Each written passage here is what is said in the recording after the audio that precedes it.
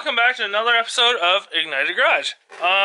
This one, we're doing the trans mount. Got it all welded up. The welds aren't perfect, but it's flux core.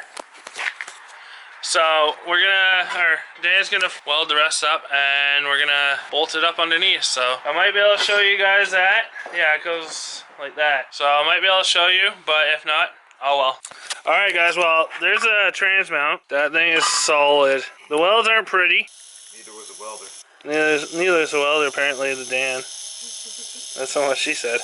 Oh, yeah, buddy. So we are using hockey pucks, but it's got to be notched. That is freaking cool. And look at that. Dead nuts right in the hole. That's crazy. Money. That's crazy. Money, buddy. Money.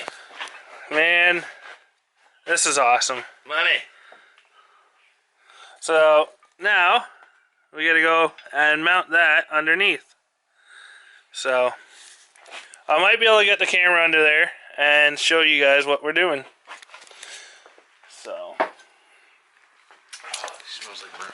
well guys, there we go.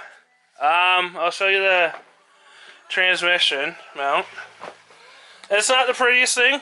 Well, it's not custom or pre-made. It's custom made. There it is. She's all bolted in. Transmission's bolted in, and we got clearance up there. Lots of clearance. The only downfall we're gonna have is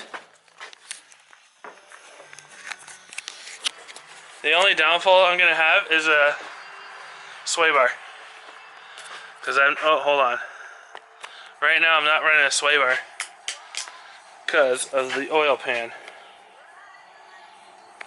But there we go.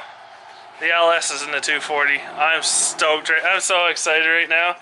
Dude, it's killer. Holy crap. That's killer. You ever think of doing this? I can't say I've ever dropped a V8 into a frickin' Nissan, but there you have her. That's awesome. We got clearance up front here. Holy smokes.